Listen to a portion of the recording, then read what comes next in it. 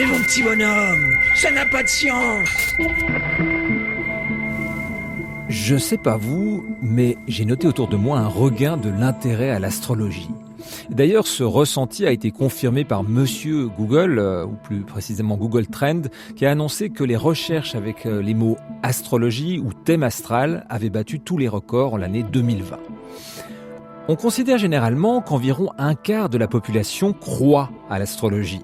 Mais c'est un chiffre assez vague parce qu'entre celui ou celle qui lit son horoscope en souriant ou la clientèle fidèle de l'astrologue, il y a 1001 façons de considérer l'astrologie. Et vous d'ailleurs, où vous situez-vous ? Et la science dans cette affaire, peut-elle nous éclairer sur l'astrologie ? Vous allez voir que la réponse est oui. Et les résultats sont assez étonnants. Alors, l'astrologie, ça a du sens ou ça n'a pas de science ? Pendant des siècles, astronomes et astrologues se confondaient.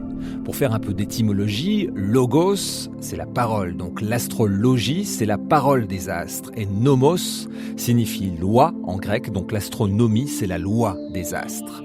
La première question que l'on peut se poser, c'est qu'est-ce que l'astrologie ? Ça sort d'où ? L'astrologie que l'on connaît, le système astrologique actuel, celui-là vient de Grèce, juste avant notre ère.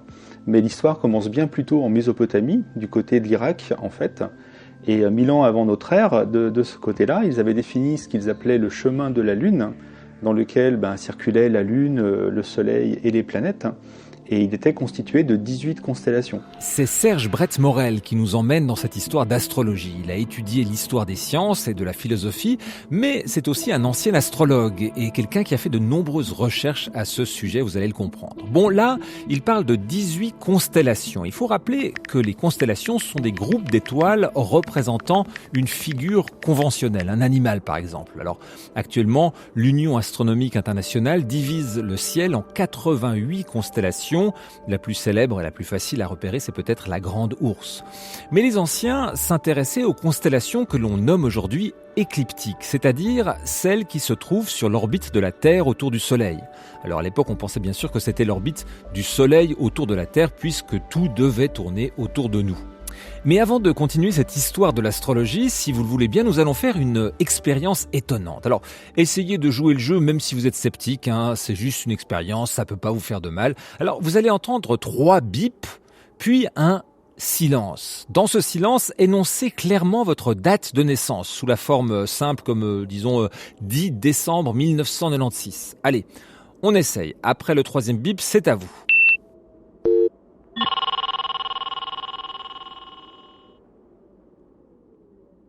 Enregistrement confirmé. Voilà, suite de cette expérience dans quelques minutes. En attendant, repartons à l'époque de Babylone. Pourquoi s'intéresse-t-on tellement aux astres à cette époque ? Alors au départ, on observe les étoiles pour des raisons calendaires en fait, puisque elles apparaissent et elles disparaissent dans le ciel vraiment à des moments très très précis dans l'année. Et ces questions étaient très importantes puisque ça permettait de se repérer dans le temps au moment de l'année, ce qui était important pour l'agriculture, savoir quand semer, quand récolter, quand gérer tout ça.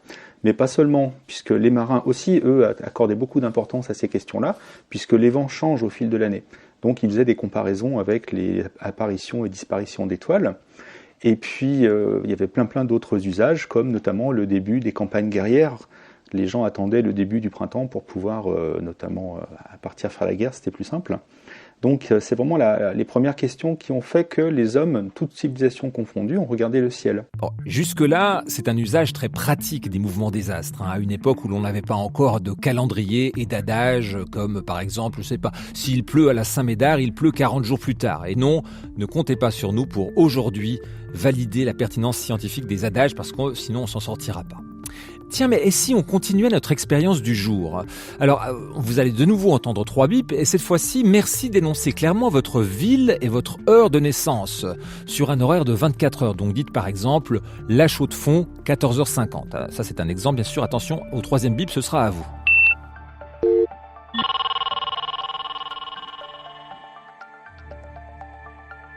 Enregistrement confirmé. La suite du test dans un instant. En attendant, on continue l'histoire de l'astrologie avec Serge Bretz-Morel. On repart en Mésopotamie, 1600 ans avant notre ère. L'autre intérêt de l'observation des étoiles était divinatoire. La question était vraiment de savoir si les dieux pouvaient envoyer des messages aux hommes. Est-ce que tel événement se produit plus souvent selon la hauteur du fleuve, selon un certain vol d'oiseaux un peu bizarre, selon la position des astres? En fait, observer les positions des astres, c'était un critère parmi d'autres, on va dire, pour chercher à comprendre quelque part les lois cachées du monde. Et c'est comme ça qu'on voit pendant 1000 ou 2000 ans, sur des tablettes collectées en Mésopotamie, des présages s'agglutinent inexorablement, des dizaines de milliers de présages.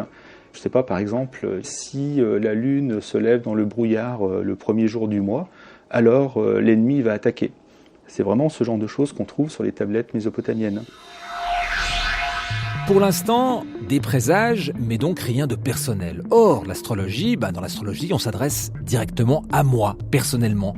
Petit à petit, les anciens s'intéressent donc aux constellations alignées avec le Soleil, les fameuses constellations écliptiques, qui reviennent à épisodes réguliers au fil de l'année. C'est le début de ce que l'on va appeler le zodiaque.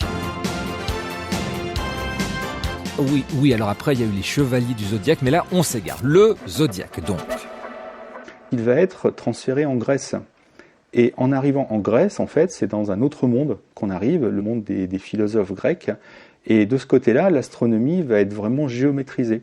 Et en devenant géométrique, elle se simplifie d'une certaine manière, elle est plus facilement utilisable. On va pouvoir notamment individualiser les interprétations, puisque du moment où on peut prévoir les retours des astres, on peut envisager des consultations personnelles et dépasser simplement ce qu'on voit dans le ciel. Et donc plusieurs auteurs petit à petit vont proposer des synthèses, et celle qu'on retient le plus, c'est celle de l'astronome Ptolémée vers 150 de notre ère, qui va essayer un peu de synthétiser ce qu'il y avait en son temps, et écrire l'ouvrage célèbre qui s'appelle la Tétrabible. La Tétrabible qui reste aujourd'hui encore l'ouvrage de référence de l'astrologie.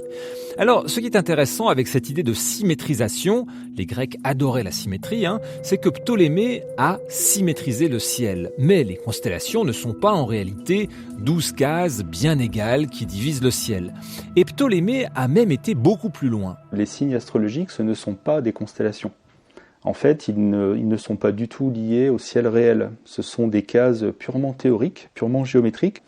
Et c'est justement Ptolémée qui va poser l'idée qu'il faut choisir. Est-ce qu'on repère dans les constellations ou dans les signes? Et donc, il va choisir les signes. Et c'est à partir de là que l'astrologie se détache du ciel réel. Aujourd'hui, quand un astrologue dit que le Soleil est dans le signe du Scorpion, par exemple, en général, il n'est pas dans la constellation du Scorpion. Ce sont vraiment deux systèmes différents. Ça entraîne plein de critiques qui sont bien réelles, notamment est-ce que l'astrologie traite du ciel réel ou pas? Eh bien non, l'astrologie à ce niveau-là ne se réfère pas au ciel réel. Par contre, dire que les astrologues oublient par exemple des constellations ou oublient le fait que les signes ne sont pas des constellations, ça c'est faux. C'est vraiment un choix qui a été fait il y a presque 2000 ans maintenant. Et donc, il est critiquable, bien sûr, mais par contre, c'est pas un oubli. Bon, alors voilà pour les racines astronomiques de l'astrologie. Et donc, depuis la fameuse Tétrabible de Ptolémée, on peut dire que l'astrologie se détache du ciel réel. Maintenant, vous allez me dire, après tout, qu'importe, dans le fond, l'influence des astres sur notre personnalité ou notre destinée n'est pas intuitive du tout. Donc peut-être que cette connaissance ancestrale qu'est l'astrologie fonctionne très bien, même si les astrologues ne sont plus des astronomes depuis belle lurette. Eh bien, j'ai une bonne nouvelle pour vous. Des chercheurs ont voulu tester scientifiquement la pertinence de l'astrologie. Différentes études ont été publiées dans des revues scientifiques depuis la fin des années 60 jusqu'à aujourd'hui. Mais disons que la controverse scientifique a fait rage entre les années 60 et les années 80. Alors, je n'arriverai pas à vous parler de toutes ces études, je vais donc en choisir quelques-unes. L'une est parue en 1978. Elle est l'œuvre de l'équipe d'un psychologue britannique très célèbre à l'époque qui s'appelait Hans Eysenck. Il était professeur au King's College de Londres, donc c'est pas rien, et très intéressé par l'astrologie. En tant que psychologue, il s'intéressait à différents traits de personnalité, notamment l'introversion et l'extraversion. Et ça tombe bien, parce que sur ce point, l'astrologie semble assez claire. Les signes impairs, Bélier, Gémeaux, Lion, Balance, Sagittaire, Verseau, ont tendance à être extravertis, alors que les signes pairs, les autres, sont plutôt introvertis, dit-on. L'étude et la publication parue dans le volume 105 du Journal of Social Psychology est donc assez simple. En gros, on a demandé à plus de 2000 personnes leur date de naissance et on leur a demandé si elles se considèrent plutôt comme extraverties ou introverties. Résultat, ça marche. L'astrologie a pu prédire ce trait de personnalité. Incroyable, non ? Le problème, c'est que l'étude a été répliquée 2 ans plus tard par Jackson et Martin, et là, ça ne marchait plus. Là, ils n'ont pas trouvé de différence par rapport à ce que prévoyait le hasard. Et notamment, Mayo, qui avait organisé l'expérience avec Eysenck, c'est en fait quelqu'un qui dirigeait une école d'astrologie. Et il semble que dans le panel de personnes qui avaient participé à l'étude, il y avait pas mal de ces élèves qui donc connaissaient l'astrologie. Et dans ces cas-là, ils ont peut-être simplement reconnu les descriptions d'eux-mêmes qu'ils avaient apprises, plutôt que vraiment ce que prévoit l'astrologie. En d'autres termes, si vous étudiez l'astrologie, vous savez par exemple qu'en tant que bélier, vous êtes plutôt extraverti. Donc, si on vous le demande, vous allez répondre que vous êtes extraverti. C'est logique. Mais du coup, l'expérience de Eysenck et Mayo comporte un énorme biais et son résultat ne peut pas être considéré comme solide. Avant d'en venir à d'autres études, la suite de notre expérience, vous vous rappelez, vous nous avez donné votre date, lieu, horaire de naissance, et bien dans quelques secondes, vous allez entendre un extrait d'un thème composé exprès pour vous. Ce sera une voix synthétique, mais c'est votre thème à vous, pour un peu plus de 30 secondes. Après les 3 bips, écoutez bien. Vous avez besoin d'être aimé et admiré, et pourtant vous êtes critique avec vous-même. Vous avez certes des points faibles dans votre personnalité, mais vous savez généralement les compenser. Vous avez un potentiel considérable que vous n'avez pas encore utilisé à votre avantage. Vous avez un esprit indépendant, et vous n'acceptez l'opinion d'autrui que dûment démontrée. Bon, on va discuter de votre portrait psychologique dans un instant, mais avant, la suite des études scientifiques de l'astrologie. En 1985, c'est un jeune physicien de l'Université de Californie, Sean Carlson, qui va avoir l'idée d'un protocole expérimental solide. Ce sera la première étude scientifique en double aveugle sur l'astrologie. Et Carlson va tout faire pour que son étude, publiée dans Nature le 5 décembre 85, soit irréfutable. Il a été très très soigneux en préparant son protocole. Notamment, il s'est mis en lien avec des associations nationales d'astrologues, ce qui fait qu'il s'est mis d'accord avec eux pour organiser un protocole. Et l'idée, ça a été d'organiser plusieurs tests en même temps, dont 2 d'entre eux sont très parlants. On a d'abord demandé à des astrologues, on leur a donné des dates de naissance, qui allaient être celles des sujets qui allaient être testés, et ils ont rédigé des portraits astrologiques. Et ensuite, on a demandé aux sujets de l'expérience de retrouver leur portrait astrologique parmi d'autres. Donc on leur en donnait toujours 3, dont le leur, et il fallait qu'ils disent lequel était le leur. Et le résultat de l'expérimentation, c'est qu'ils retrouvent leur portrait dans 33% des cas. C'est-à-dire, 1 fois sur 3, comme s'ils avaient tiré au sort.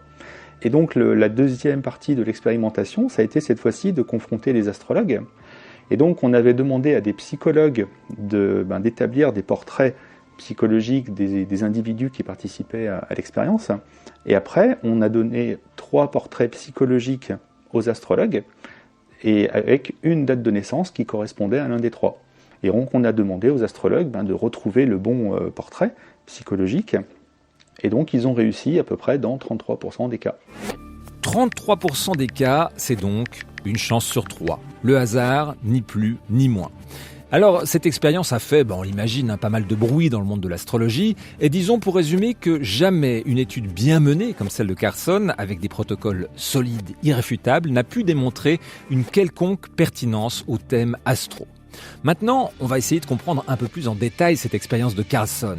Lorsqu'on présente à des sujets 3 thèmes astro, ils n'arrivent pas à retrouver le leur. Pourquoi ?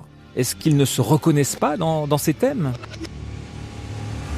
Pour moi, c'est plus pernicieux. C'est qu'en fait, ils se sont reconnus pour moi dans les 3 portraits. Et donc, ils ne savaient pas lequel choisir. C'est-à-dire qu'on se reconnaît trop, en fait, souvent dans les portraits astrologiques. Au point que Serge Brett-Morel a co-signé un livre titré « L'astrologie, ça marche trop ». aux éditions de la Route de la Soie.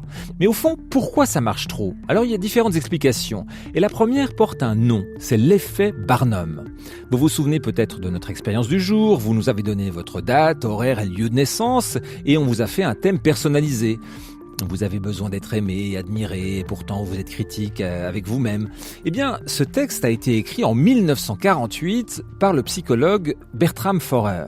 Qui demandait à des participants de remplir des questionnaires de personnalité, et une fois que les participants avaient rempli les questionnaires de personnalité, ils jetaient les réponses des participants à la poubelle, et ils donnaient à tous les participants la même description assez vague de leur personnalité. Vous êtes quelqu'un qui est parfois anxieux, mais qui parfois a le courage de faire certaines choses. Vous aimez la compagnie, mais pas trop. Des choses comme ça. J'ai le texte sous les yeux, c'est assez marrant. Vous avez besoin d'être aimé et admiré, et pourtant vous êtes critique avec vous-même, par exemple. Ça voilà, commence exactement. Comme ça. Et donc l'effet Barnum, c'est le fait que la plupart des participants, si on leur demande à quel point ils considèrent que la description leur correspond, vont dire que la description leur correspond, sachant qu'ils pensent que c'est quelque chose qui a été déduit à partir du test de personnalité qu'ils ont rempli. Et donc l'effet Barnum, c'est la chose suivante, c'est l'idée que si on donne des textes assez vagues, qui contiennent au moins un certain nombre de descriptions positives, eh ben, les gens vont se reconnaître dedans, massivement. Vont trouver que le texte leur colle parfaitement à eux. C'est Florian Kova qui nous explique cet effet Barnum. Il est maître assistant en philosophie et psychologie au Centre interfacultaire de sciences affectives de l'Université de Genève. Il connaît bien cet effet Barnum qui a donc été décrit à la fin des années 40. Il y a quelques variations qui ont été faites sur l'expérience de base, depuis, qui jettent une certaine lumière sur certains des facteurs qui peuvent être en jeu. La première, c'est que l'effet Barnum marche mieux quand la description est vague, quand les gens vont pouvoir interpréter certaines propositions. C'est-à-dire qu'il peut y avoir des choses très très vagues sur vous êtes timide, mais parfois vous aimez la compagnie. Parfois la compagnie c'est très vague, mais vous allez pouvoir retrouver dans votre expérience quelque chose qui correspond à ça. Donc c'est l'idée que on interprète la phrase charitablement et on va chercher les cas qui correspondent à cette phrase en fait. L'effet Barnum fonctionne, mais pas n'importe comment. Il faut que les gens aient une raison de penser que la personne a une certaine autorité ou a un certain don qui lui permet de deviner leur personnalité. Si on fait de l'effet Barnum en disant aux gens on a complètement généré le texte au hasard, ça marche moins bien. Ils vont trouver que le texte leur correspond moins. Donc il y a déjà cette idée que quand les gens partent avec une sorte de principe de charité, quand des interprétations sont assez vagues, ils vont les tirer du côté de la correspondance. Et donc il y a un effet d'autorité dans l'effet Barnum. Puis l'autre chose qu'on sait, c'est que l'effet Barnum fonctionne mieux quand les descriptions sont positives, ou quand ça décrit au moins un certain nombre d'éléments positifs. Et donc là, on pourrait dire que ce qui est en jeu, c'est que les gens aiment bien qu'on les décrit de façon positive, et sont donc d'autant plus enclins à trouver que quelque chose leur correspond si c'est positif. Donc, recette de cuisine, si vous avez une certaine autorité et que vous dites des choses suffisamment vagues et positives, vous obtiendrez un bel effet Barnum. Alors, il y a évidemment d'autres facteurs qui expliquent le succès de l'astrologie. Mais comme tout le monde ne croit pas à l'astrologie, on peut se poser une question simple. Qui sont ceux qui y croient ? C'est une bonne question, parce que déjà, il y a plusieurs facettes à l'astrologie, mais il y a aussi une question intéressante, ça veut dire quoi croire à l'astrologie ? Parce qu'en fait, la croyance en l'astrologie, comparée à d'autres croyances dans des choses un peu, on va dire, parascientifiques, elle est très low cost. C'est-à-dire qu'en fait, croire à l'astrologie, ça veut pas dire croire à grand-chose. Ça veut juste dire croire qu'il y a des gens qui sont capables de prédire plus ou moins votre futur ou votre personnalité. Même les astrologues eux-mêmes sont très muets sur quelle est la nature des forces, pourquoi l'astrologie, ça marche. C'est juste que ça marche. Il y a ceux qui s'intéressent plus à connaître leur futur, et il y a ceux qui s'intéressent aussi à connaître le type de personnes qu'ils sont, c'est-à-dire faire leur personnalité à partir de leur thème astral. Donc ça va ensemble dans l'astrologie, mais c'est quand même deux besoins distincts. Du point de vue du premier besoin, qui est celui de savoir un peu ce qui va se passer, d'avoir une idée de l'avenir, c'est intéressant de voir que, d'après certaines compagnies de consulting astrologique, leur business a beaucoup augmenté pendant la pandémie, en fait. Et recourir à l'astrologie en se disant, que peut-être ça a une chance de nous dire quel serait l'avenir, ça permet d'essayer de reprendre un peu de contrôle quand on est perdu, quand on a l'impression qu'on n'a plus du tout de contrôle sur la situation. Se disant qu'on peut connaître plus ou moins l'avenir et que l'avenir nous promet des choses bonnes. Alors c'est intéressant justement là-dessus, il y a quelques études en psychologie qui montrent que les gens qui croient en l'astrologie, ce sont des gens qui ont le sentiment que leur vie n'est pas en leur contrôle, que c'est contrôlé par des choses extérieures à elles. Mais un autre type de besoin que vient remplir l'astrologie, c'est que l'astrologie a aussi toute une théorie des signes et des personnalités en fonction des signes. Et on peut dire que dans ce cas-là, l'astrologie, elle fonctionne pas tant comme un moyen de se rassurer sur l'avenir que comme un moyen de se donner une image de soi-même quand là aussi on est un peu perdu. Là aussi, il y a des recherches en psychologie qui suggèrent que les gens qui croient en l'astrologie ont beaucoup moins de doutes sur le type de personnes qu'ils sont que les autres. C'est-à-dire, ils sont plus certains de savoir s'ils ont tel trait de caractère ou telle qualité, tel défaut. Donc, ils ont une image d'eux-mêmes qui est plus claire dans leur tête. Ce qui fait que certaines personnes ont accusé l'astrologie d'être reliée en fait à un goût pour le conformisme en général. L'astrologie serait liée à l'idée au besoin de mettre les gens dans des cases, y compris nous-mêmes. Et puis voilà, chacun est à sa position. Du coup, on peut bien lire le monde, on peut bien comprendre qui doit faire quoi, qui a quelle personnalité.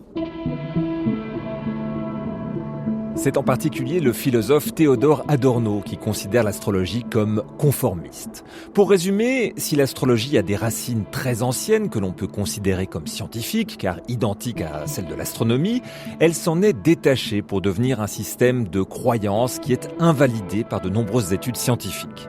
Mais comme on le voit, l'astrologie reste un sujet d'étude intéressant, plutôt du point de vue de la psychologie, voire de la philosophie. Ah, et puis j'oubliais, on n'a pas encore trouvé de moyens technologiques et scientifiques pour vous entendre jusqu'ici si vous parlez à votre radio.